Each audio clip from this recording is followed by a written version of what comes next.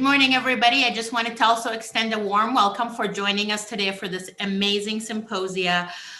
It's really, literally one of the best in the world, and I think you're all in for a treat for really how to continue to optimize your path to wellness and most importantly, brain health. I also want to extend an extremely heartfelt thank you and welcome to Dr. Sheldon Jordan, who will serve as our chair. Today, he was very instrumental and helped tremendously, him and his assistant Victoria, for really conjuring literally the world's best faculty for the symposia and really helped us to with the programming, academic achievements, securing the speakers, and he will also serve as moderator with us today, and I will be co-moderating with him with the Q&A and some other things. So again, thank you, Dr. Jordan. Thank you, Shelley, for all your help, and Victoria.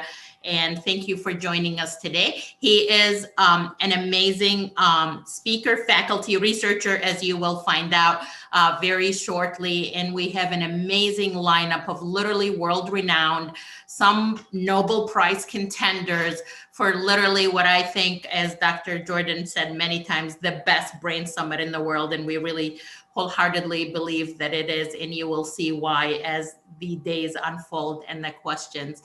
Dr. Jordan is a clinical associate professor of neurology at UCLA and USC. He also has a private practice in Santa Monica, California, where he's doing amazing and really cutting edge things that you will continue to learn today. He has taught 2 interventional programs at UCLA and helped establish the stroke service also at UCLA and Providence, St. John's Health Center. We always thank our West Coast colleagues for always joining us so early because we wake them up so early. We have literally attendees from around the world, so we thank them for being with us today. He has authored numerous books and journal articles, and he lectures both nationally and internationally on brain health and regeneration. His newest book, which literally I was on a call with him a couple days ago, just came out, called Regenesis, and I highly urge you to all read it. I can't wait to get my hands on it and read it. A Brain Doctor's Guide to Health will be available now. He specializes in advanced imaging techniques, which he will share with you, interventions for brain and nerve injury, anti-aging of the brain, and really some really unique regenerative medicine idea. And we're definitely going to utilize him in many of our educational efforts at A4M and in the fellowship. He is the chief investigator of the Regenesis project.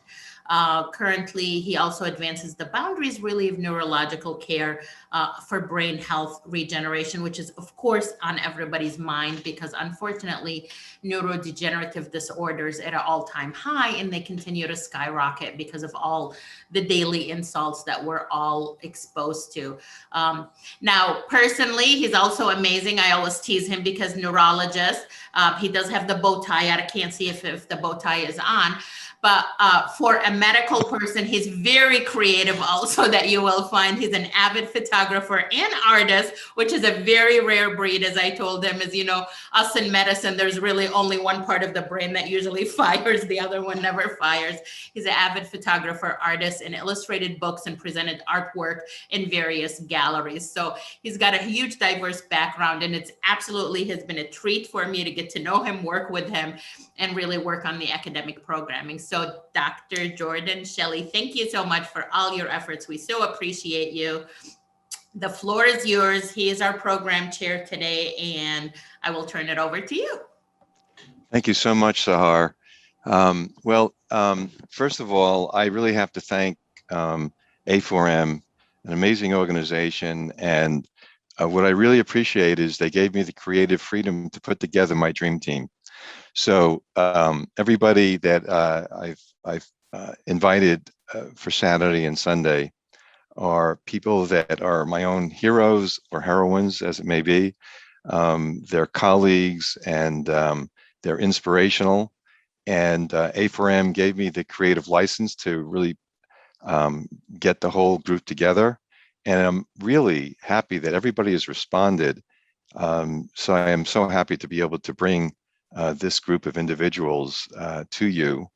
And I think it's going to bring everybody up to a point where they're going to be really educated about some of the cutting edge ideas about brain aging. And so there'll be a scientific side of this and an inspirational side of this, but I hope that it'll also be a practical experience for you, so that when you go back into the trenches and take care of your patients, you really have a better understanding of what is possible and what's down the road to turn some of these conditions around. Because in my mind, everything is treatable now, whether we're talking about Parkinson's or Alzheimer's, and not just in terms of symptomatic control, but I think that there's some real things that we can do in terms of treating the underlying conditions.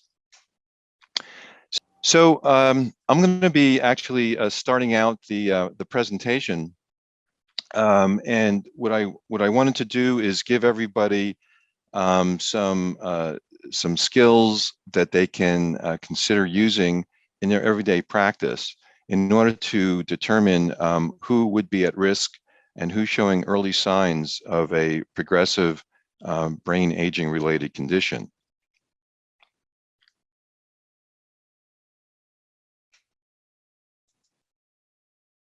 And my screen has frozen.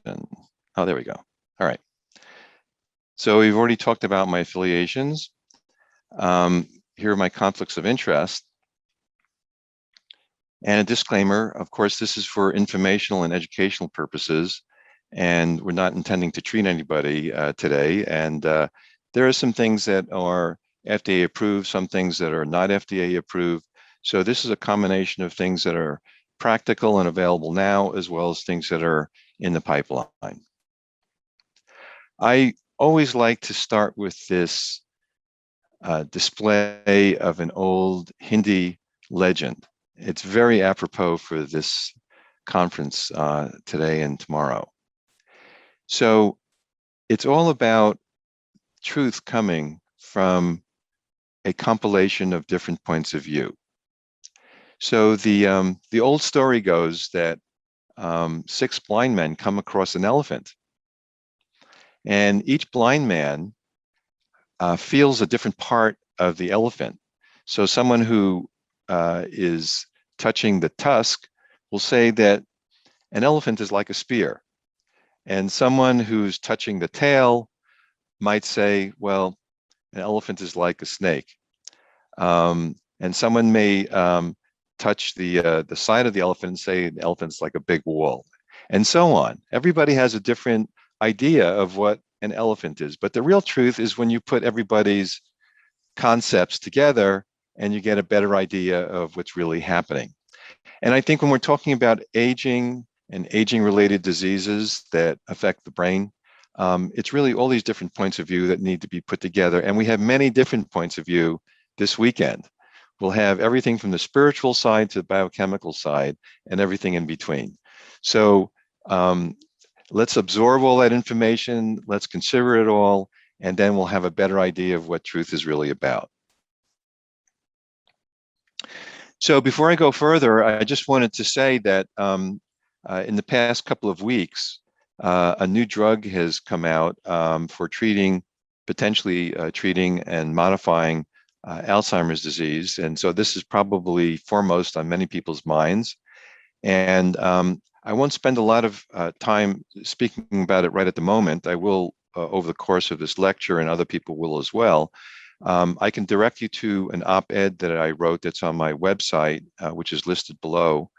And basically, my conceptualization is that aducanumab is a piece of the puzzle. And I understand that this has come out with some level of controversy as well as some level of excitement. But I think it's really only one part of what we need to know about in terms of treating patients.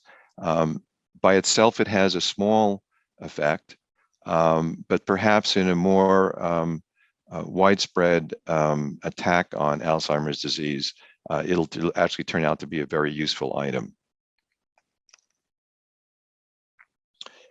So the aim of the lecture is to be able to recognize early signs of potential Alzheimer's disease or Parkinson's disease.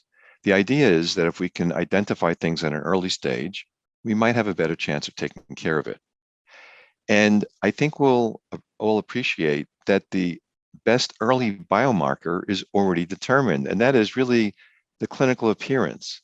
So we're going to spend a lot of time in this lecture right now in figuring out what to look for in terms of your everyday experience.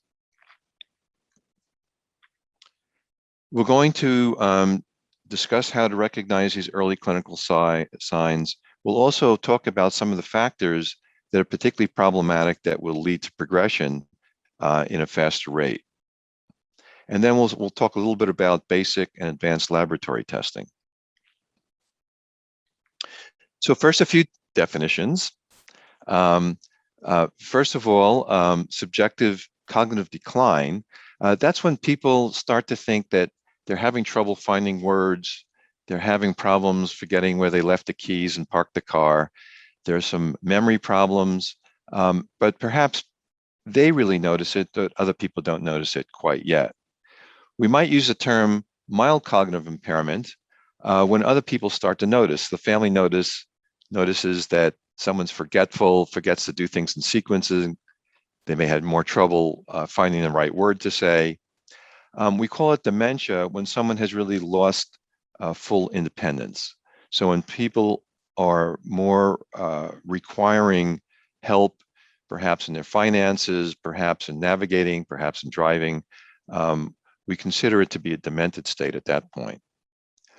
And there's one other thing to keep in mind. It's a term that we like to use in neurology and in psychiatry, and that's the concept of cognitive reserve. So the idea here is that people who are very well educated, people who are very smart to begin with, they seem to be much more resistant to the ravages of some of these conditions. So when we start to see imaging results where there might be a degree of atrophy or there may be amyloid deposition or whatever may be the early imaging sign, they might still be doing pretty well. In fact, they may be considered to be normal. And the idea is that they have so much over engineering in their brain that they can stand to lose a little bit of brain power and it might not be all that noticeable. So the earliest biomarker that we need to know about is this concept of subjective cognitive decline. It's a very early thing to consider, and we're going to be talking about the signs and symptoms that might suggest that someone's at an early phase. But if you look at the lifetime profile of someone who has subjective cognitive decline, if you look at them, let's say 5 years down the road, depending on whether or not they may have some mood changes along with it, depression or anxiety, their risk of becoming demented goes up to almost 50%. So this person who's having trouble with word finding or short-term memory or forgetting where they left the keys or parked the car and that sort of thing, depending on the circumstances, there may be up to a 50% chance over 5 years that they'll actually become demented. So let's look at some of these early signs. I like to organize these early signs into the 4Ms. I think that's very apropos since this is the A4M conference. This is a nice little mnemonic that I like to use. So the 4Ms are memory, mobility, mood, and mojo. And that's a mojo spelled with a big O at the end, and you'll see why in a little bit.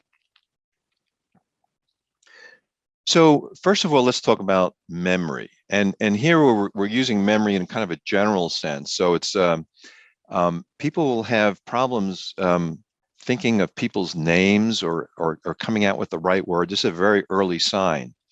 There is this very interesting subjective side of this, which is we call the tip of the tongue phenomenon. So you know what the word is you're trying to get, or you know what the individual's name is, but you can't quite get it. You have the idea that it's somewhere in your head, and maybe it'll come out 5 minutes from now, but almost the more you fight to get that word out, the more difficult and frustrating it becomes. That's a very early sign. There's this other thing that you can look for as the observer. You'll start to see circumlocutions and empty filler words. So someone might say the thing or the person without really identifying the name or the place or the object in a specific way. So they have these empty filler words, and they may have these talk arounds. So they may not remember the name of the person, but it's that person that I went to school with who was very tall and a likable guy, and I'll think of his name later. And then there might be just out and out blocks. Let's look at some examples of this so it becomes a real concrete idea for you. And I wanted to look at this dear old man, I'm sorry, President Reagan. Forgetting some of the names. About Ann Sheridan. Ann Sheridan, oh yes. You pictured with Ann Sheridan. So this is his last conference with and I find Brokaw. great difficulty in remembering the names. I'll see a face on the screen and say, oh yeah, I remember, saw them in another picture, but the names just don't linger. You recently talked in your farewell address to the nation about films that had strong moral values and celebrated American patriotism. What are some of those films that you remember that did that? Oh my. Well, if you remember, constantly there were movies that were made, can't remember titles, but movies that were made, say, about West Point or Annapolis. So the talking around. And, movies of that kind, that the plot took place in the story with regard to cadets that were there in the hesitations. Schools. And then there were, of course, the service pictures, and when the war came, war pictures that were built and based on patriotism. Notice the word built rather than based. So this is a conversation from an individual who we know historically went on to have problems shortly after leaving office. He was clearly not demented when in office, but had some early signs that in retrospect, we can look at these and recognize that he was having subjective decline. And some of these word hesitations, this tip of the tongue phenomenon, the blocking, the talk arounds, are all things that you might notice in a family member or a friend or a patient. And that is actually a very early biomarker. So another thing that's important as an early biomarker in behavior is remembering to do things in sequence of a complex plan. So this is something that we might call prospective memory or future memory. So here you have a complex action that requires you to remember things in sequence. So for example, getting out of the house in the morning, you might need to grab your car keys, also take an important file to work. And then as you leave the door, you forgot the file and you'll have to circle back. Typical types of sequences might include forgetting to close the door while leaving the house, forgetting to turn off the burner or leaving things on to burn while cooking, leaving the house without the keys, coat, cell phone, files, etc., forgetting to remember where the car is parked on the street or in the garage, and forgetting items on a list, for example, a shopping list. And let's look at an example of what we call future memory.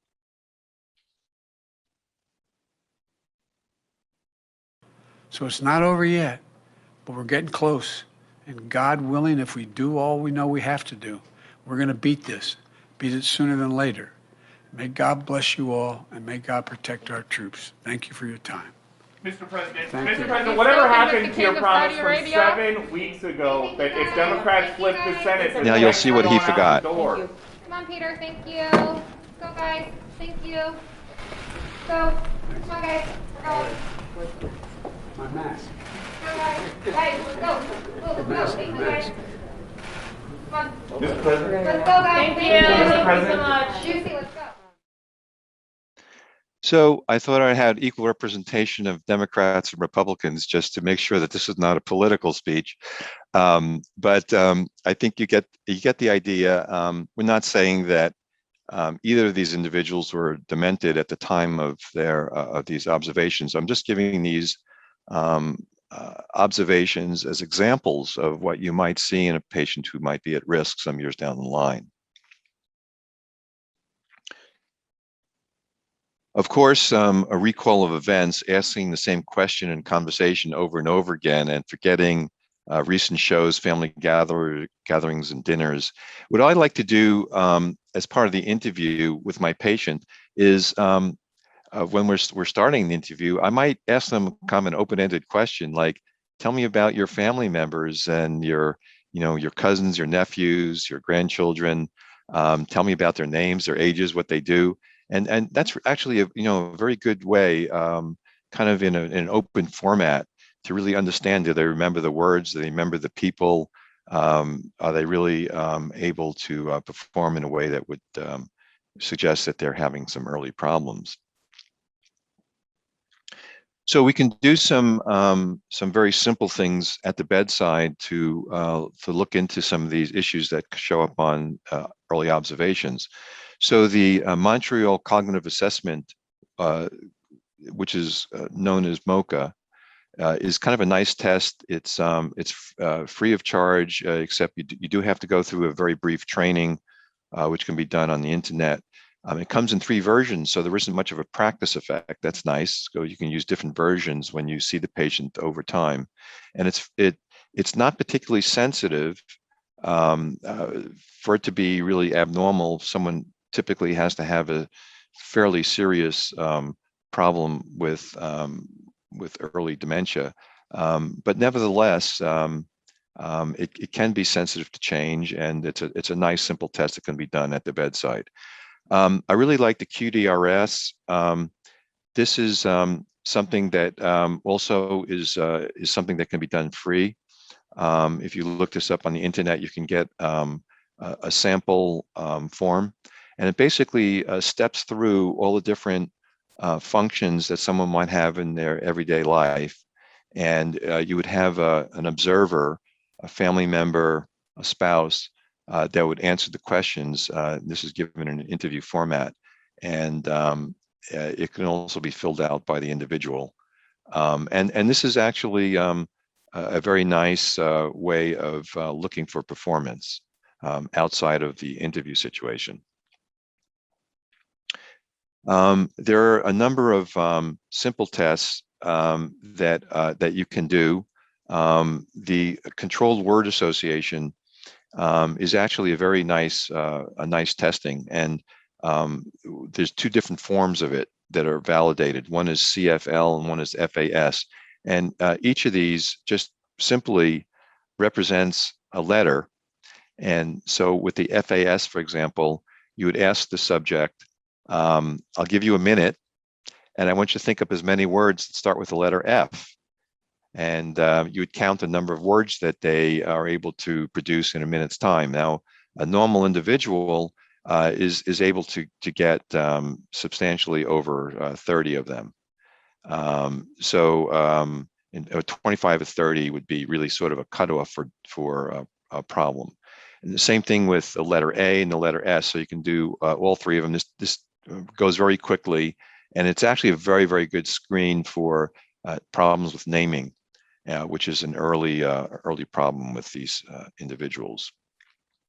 And again, we can just ask them for, tell me about your favorite entertainers. Who are they? What pictures were they in?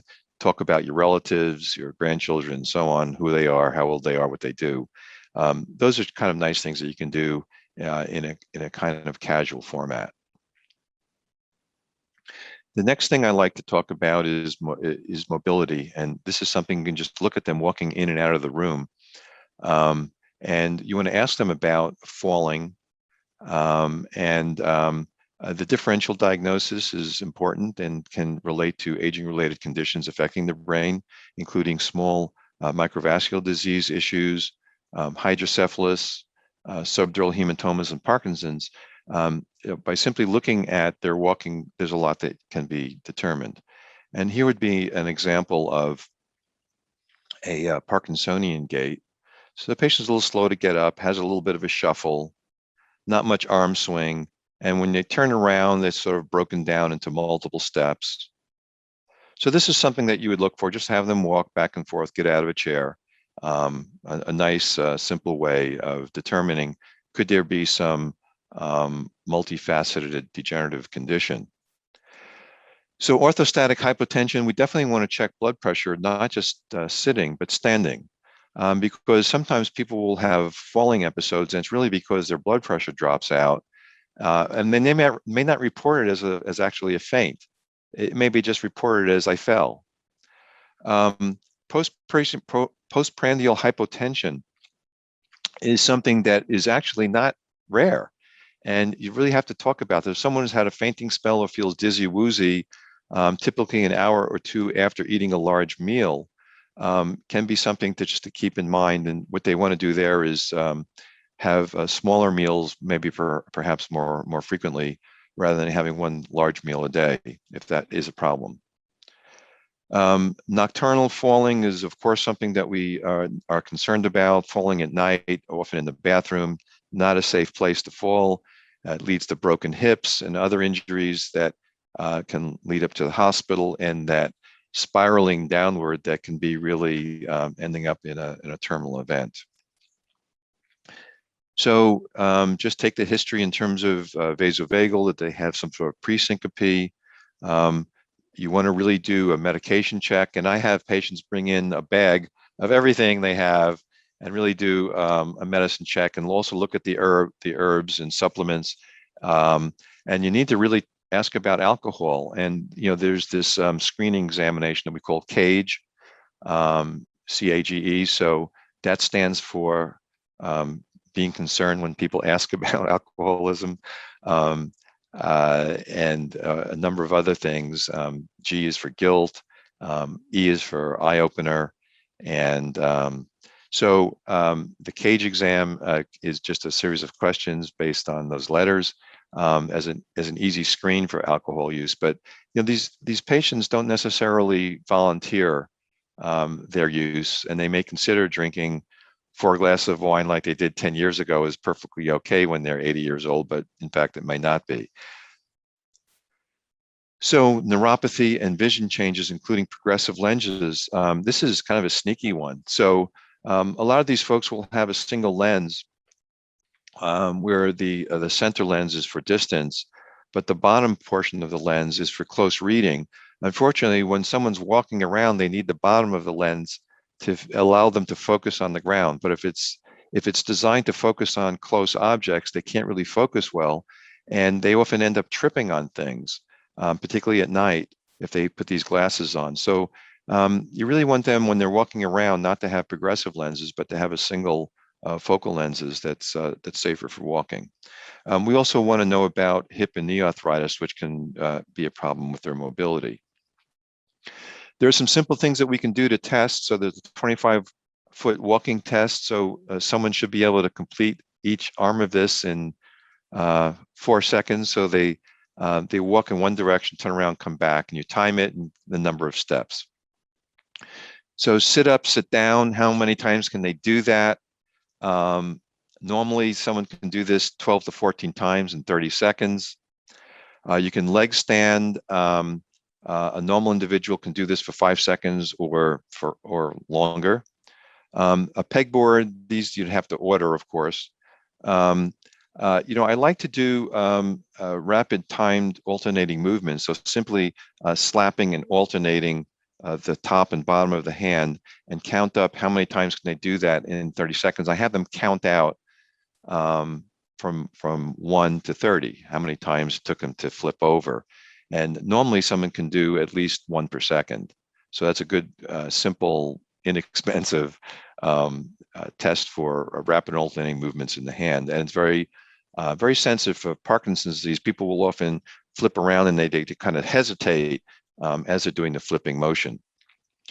We can draw spirals on a piece of paper. They can sign and date in the script. I like them to write out, this is a sample of my finest handwriting. We can do a tandem gait, walking a tightrope, and we can have them stand with their arms out and close their eyes to have a screen for neuropathy. So the pull test is simply you go behind the patient and you say, look, I'm here to catch you. I'm just going to tilt you backwards a little bit and see how well you can balance yourself. So I want you to move your feet, move your arms. And someone with Parkinson's disease, in starting to tilt backwards, they often have multiple steps. They have trouble stopping. So there's a little retropulsion. or someone may simply fall without the ability to have balance, and that's a good way of screening for problems with standing balance. Look at their eyeglasses, see if they have progressive lenses, and also obviously think about their falling history and whether they have bruises that testify to that. So the next M is mood. So a lot of individuals as they get older will have isolation and losses. So they've lost friends and family. They start to think about their own life, and we're going to have a speaker that's going to be talking about the spirituality of aging, Dr. Esselin, he's an amazing speaker. But this is something to really understand. Do they have a spiritual practice that maybe they need to be encouraged to work with?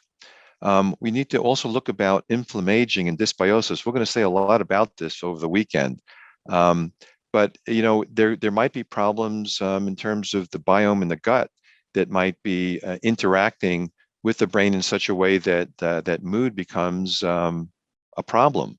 So with depression, and we'll have one of the speakers, Dr. Bullmore, is going to be talking about how inflammaging, the inflammation in the system, can be a cause of mood disturbance.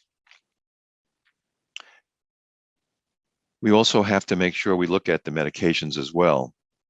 So just remember that there is that connection between the gut and the brain. So whatever the biome is, whatever microbes are living in there, there may be direct and indirect effects. People are actually interested in the vagus nerve, which innervates the gut, and that there are various kinds of influences, whether they're inflammatory factors or potentially even microbes, that can travel up the vagus and end up in the brainstem, which is an entree to the rest of the brain. But there are also indirect effects. So the immune system interacting with the gut biome creates a variety of cytokines that can interact with the brain on a humoral basis. So some easy things that are relatively inexpensive that can be done for more formalized testing. So a PHQ-9 can be downloaded off of the internet. There's a BDI, which is the Beck Depression Inventory. That is sort of an industry standard self-report scale that can be used. And of course, the Hamilton Depression Scale or the Hamilton Anxiety Scale are things that are done by the examiner and filling out the forms. So the last M is Mojo. So here we're really talking about the energy, the alertness, whether or not someone might be fatigued. And there are some important things that can be determined from paying attention to this. So for example, if someone has a sleep disturbance, such as sleep apnea, which is a risk factor for progression in an age-related condition, we would know to get a sleep study, perhaps formally, if someone is like falling asleep during the interview or just reporting being excessively tired. You want to ask the spouse or family member if there's any snoring history that might also say something about upper airway that might predispose to sleep apnea. If someone has a hormone imbalance, for example, hypothyroidism, or even a lack of testosterone, it may be reported as weakness or fatigue. So that would be another tip-off. If someone is weak, they may also have just a loss of muscle tissue, and there may be a number of things that we have to do, including getting them in an exercise program, checking their vitamin D levels, and so on. We would like to inquire about their sexual life, if they have a fairly normal sexual life, and even elderly individuals often will have sex with their spouse once a week or so. But that's something to ask about where that's actually ending up. Loss of appetite, another thing to know about. And the big O at the end of Mojo is for olfaction, because this turns out to be a very early sign of both Parkinson's disease and Alzheimer's disease. So we want to keep that in mind. So there's some things that we can do. There's a clinical frailty scale that you can get on the internet. There's an Epworth sleepiness scale, a fatigue severity scale, and there is a more widespread multifactorial scale that also can be downloaded, which is listed here.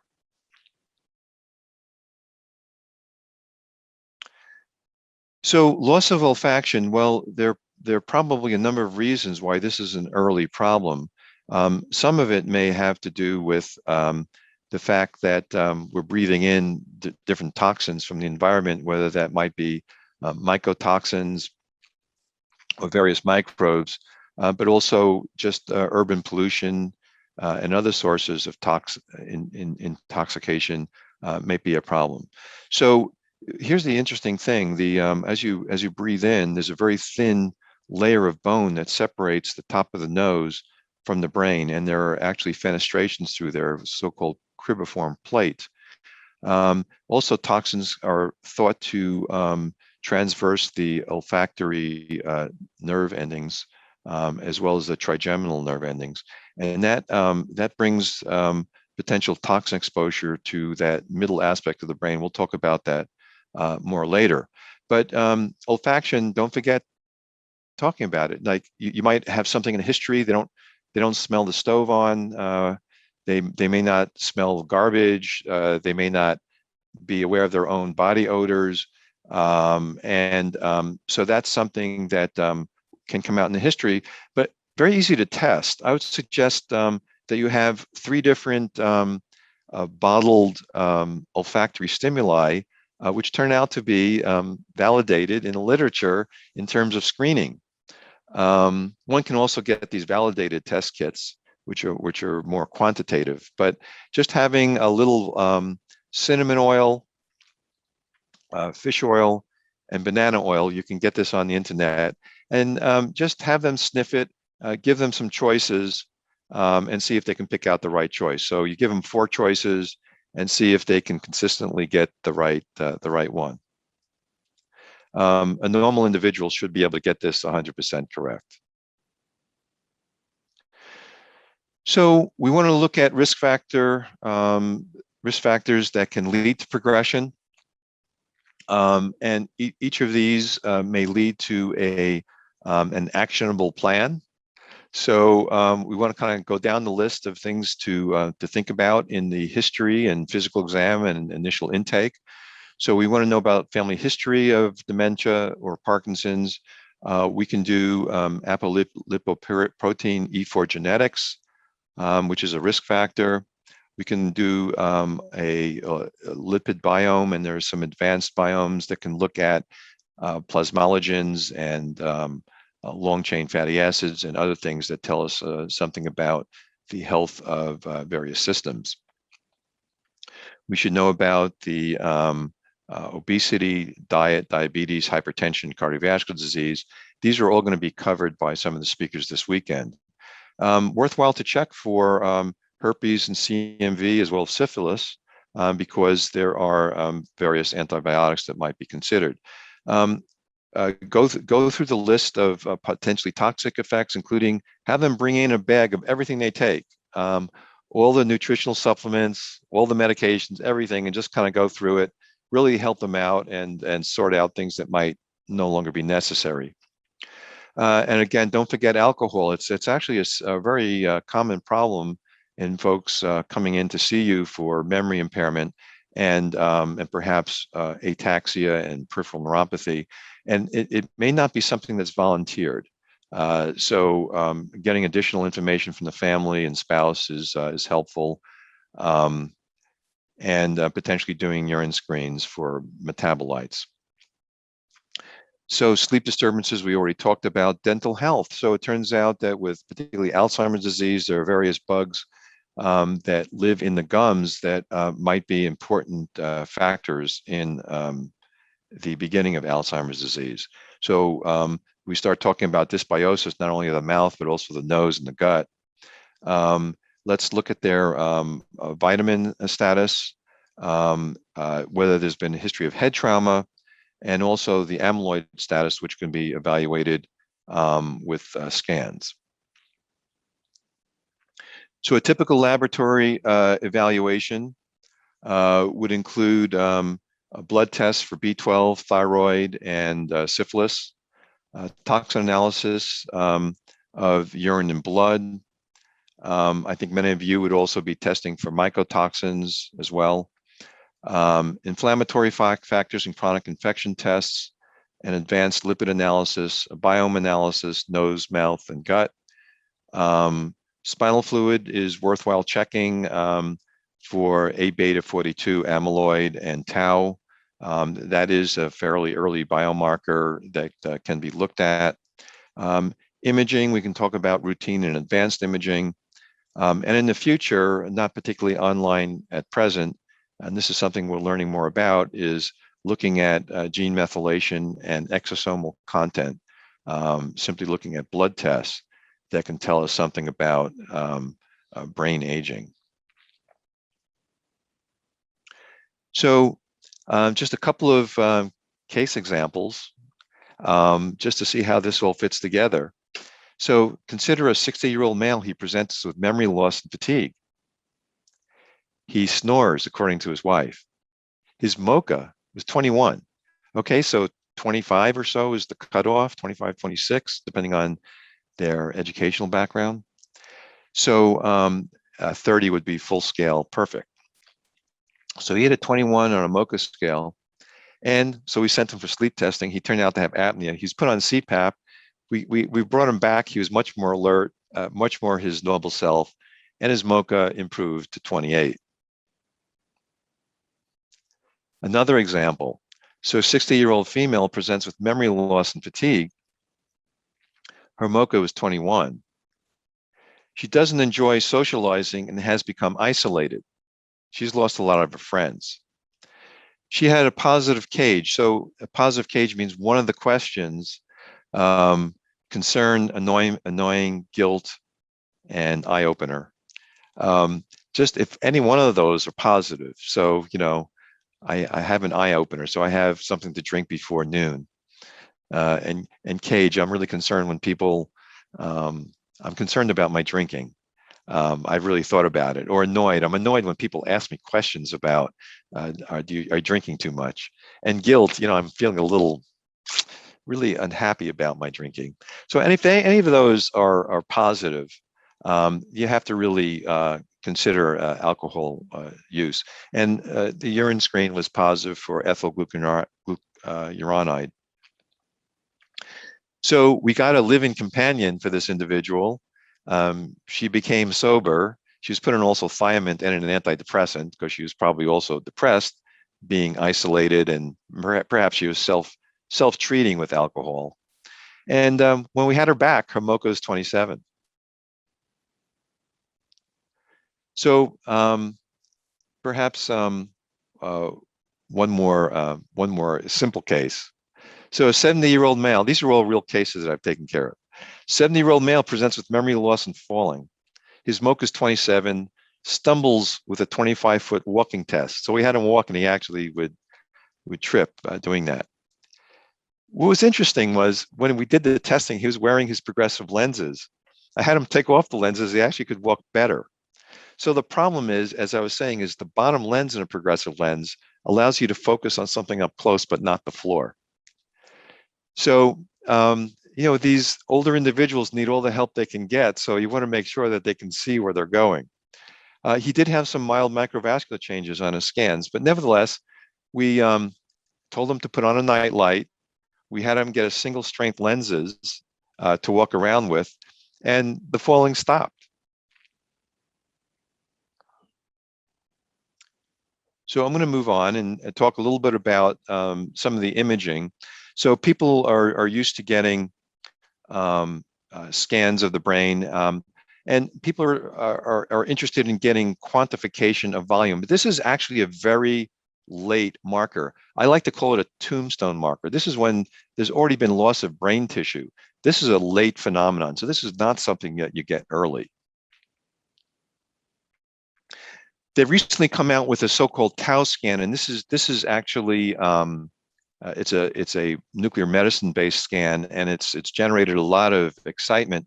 but I'm concerned that this may be another tombstone marker. Basically, when tau protein accumulates in the brain, it may actually be a sign of loss of neurons. So you want to get people at an early stage. We've been working, and other people have been working with using MRI scans to get an early finding that may relate to an early dementing condition. Arterial spin labeling is one of these tests, and we can actually quantitate blood flow. And it turns out that in a normal brain, the amount of blood flow to any particular part of the brain is related to brain function in a general way. So you can start looking at a normal brain. You'll see a mapping of signal that's uniform throughout.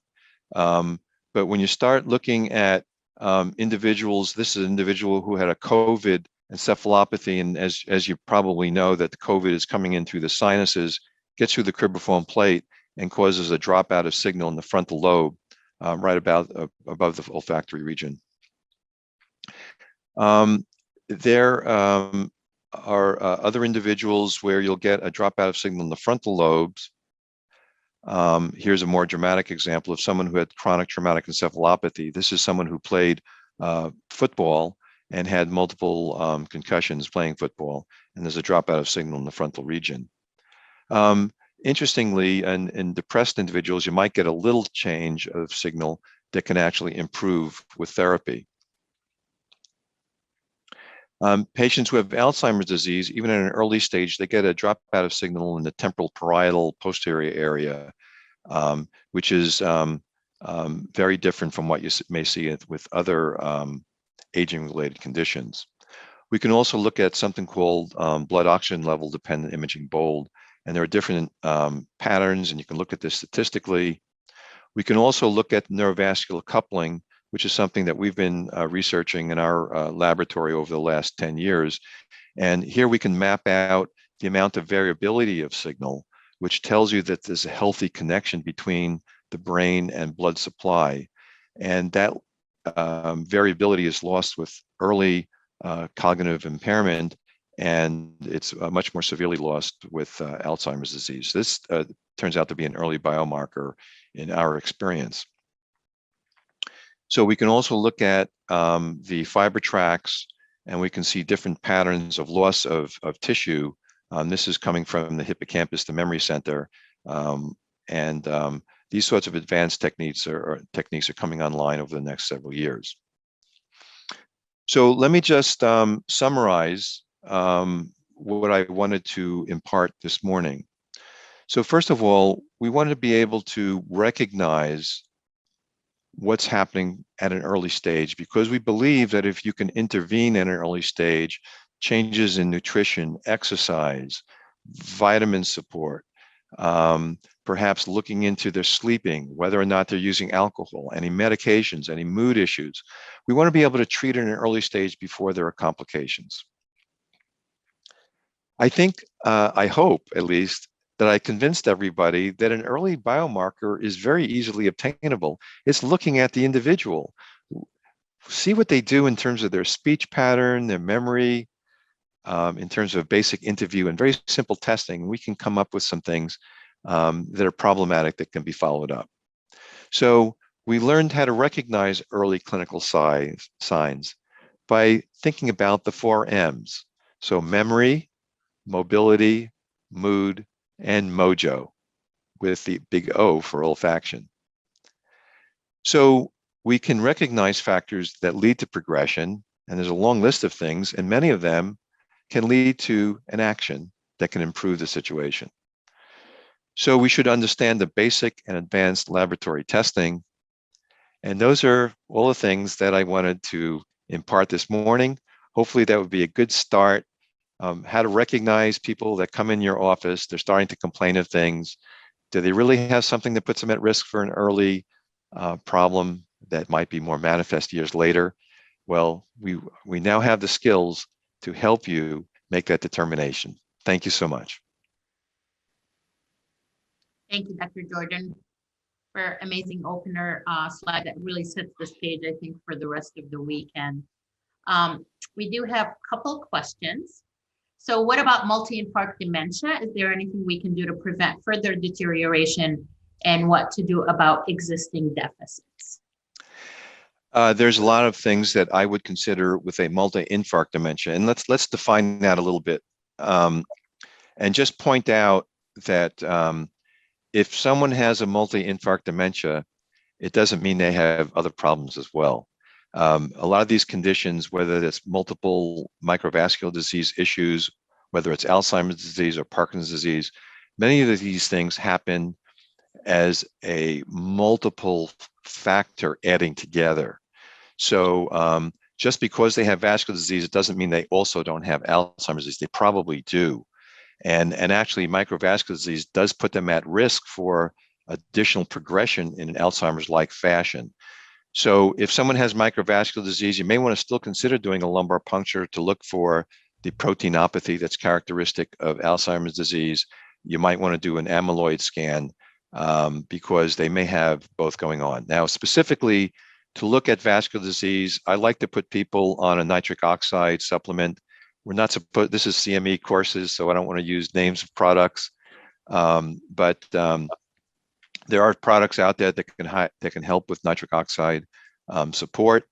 I like to put people on medications that might be helpful for small vessel disease. There are a number of them that help with small vessel circulation. Again, I don't want to use names, but there are multiple medications that are useful in that fashion. Blood pressure management is very, very important here and very tricky. So here, you want to be like Goldilocks, not too much, not too little. So I think sometimes doctors will obsess too much about lowering blood pressure. It gets up to 135 or 140, and they think they have to get it down to 110. Well, that isn't necessarily going to be the best outcome for some patients. You want to perhaps keep them above 100, maybe even above 110, and less than 140. I mean, to me, that's sort of the sweet spot for blood pressure management. But I think a number of these patients that have microvascular disease, there may actually be too much treatment with blood pressure lowering agents, which puts them at risk for falling and perhaps rapid progression. Should they also be on an antiplatelet agent? Possibly, but also if they have microvascular disease, you want to look at their diabetes. You want to look at, as I said, their blood pressure. You might want to consider also all the other things that we would do to support Alzheimer's disease and just aging of the brain in general. So don't overly focus on the small blood vessel disease, but there are some additional things that relate to nitric oxide support, perhaps antiplatelet therapy, and perhaps extra control about their blood pressure. With some of these medications, actually, yeah, I would be interested in. We can absolutely mention generic names, so you can do that absolutely with the medications. And if they ask directly some of the names, you're able to answer it. But I'm actually curious. I want to push a little bit more on, as you know, there's a lot of research into the senolytics in some of them that are more, brain penetrative per se. Is there any favorites that you think would be more helpful when we're trying to control, diabetes type 3, they're calling basically, the Alzheimer's dementias like diabetes type 3, some of the or the sartans, there's some interesting research with that. So is there any specific ones that you like, or with the research and or clinical experience that you've had to kind of help with brain health, I think? Well, I've in terms of peptides, this is something that we're all very interested in, and I've gotten I got to give you the I'm looking up the generic names because I always nail them by the brand names. So well, since I asked you directly, you can mention the names. So go ahead. Okay, Those are so exenatide, which comes as Byetta and Bydureon, is a peptide that's designed for treating diabetes, and I've actually used that for treating some of these individuals. It is FDA approved for diabetes, so it's kind of an off-label use. So I kind of like the fact that it's at least approved for something. rather than being something that's not yet FDA approved. So that's probably the one that I've had the most experience with. And in terms of agents that might be used to help circulation in small vessels, there's a medication which is silostazole, which goes by the name Pletol. That's the one that I've used the most over the years, and that seems to be fairly well tolerated. So if you wanted to use exenatide and silostazole and a nitric oxide supporting agent, and watching the blood pressure, and again, getting their exercise and diet, I think then you have a good start. Mm-hmm. And what is your preferred way of checking for mycotoxins? Well, I've more and more I've been getting, urine screens for fungi, and I know that this is somewhat of a controversial target and subject, but I've really become more interested in looking at this. I am very let's if we have a few moments to talk about the topic of toxins. I look at a very broad range of toxins. So I have a number of devices in my house and at work that filter the air. So I think having a really good filtration system that can get rid of the airborne toxins is important. So in the air, we have these microplastic particles. We have these toxins that come out of braking systems and internal combustion systems that can be filtered out with charcoal and the right kind of air filter. I also filter the water. I use a reverse osmosis unit everywhere, at work and at home. Again, these microplastics, they're very scary. They're in all the water supply, and they do not get processed out with regular tap water. So I'm very concerned about using reverse osmosis for all of my water, all of my drinkable water, and I have a very good air filtration systems. If you twist my arm, I can tell you what product I use there, but there are some very good units that you can look at. If you go to Consumer Reports, they actually have evaluated some of these air purifying systems. So I think the air purifying systems might also help you with mycotoxins and airborne microbes to some extent. I think you can also the water filtration is something that's important. And then there's a whole practices are built around trying to get rid of toxins once they're in the system. And that's, going well beyond the scope of this lecture, but obviously people are interested in mycotoxins and getting rid of them with binding agents. And this is something I usually get help with all the excellent doctors in my community who are savvy about mycotoxins and other toxins. This is, I think, where it takes a village to take care of these individuals. I'm a neurologist, and I wouldn't hold myself out as an expert in mycotoxins, for example, but there are some people who really make this a big part of their practice, and I think that's something that should be a shared responsibility. And have you used much of like low dose sildenafil to help, brain flow with kind of microvascular ischemia type pictures? I have not. No, I don't have any experience with that. Okay. And they're asking, so you can answer, they wanted the brands of the air and water purifications that you recommend. So I like the Allen system, ALEN. The price point is nice. It doesn't look too ugly, and it's fairly quiet, and it's programmable. So I have them basically in every major room in my house. They're typically good for a medium-sized room. I have them in my office at work, and they have a nice charcoal filter system, they're able to filter down to a submicron level, is my understanding, so they can get at some of these microparticles, which are often in the submicron range. So, just the standard HEPA filter is not good enough. In terms of a water filter, I've used the Arkin system, and I've used the water drop system. I love the water drop system. I have that in my sink at home and at work. It has 3 different filters, which are easy to exchange. The pricing is not bad, and it's been very reliable for me. So that's but the Arkin system, very nice, and the Arkin also makes a countertop model, which is nice if you don't want to put an under sink processing system in. So those are some systems that I really like. It actually tastes pretty good. You think that if you filter everything out, it's going to taste very flat, but it actually tastes fine.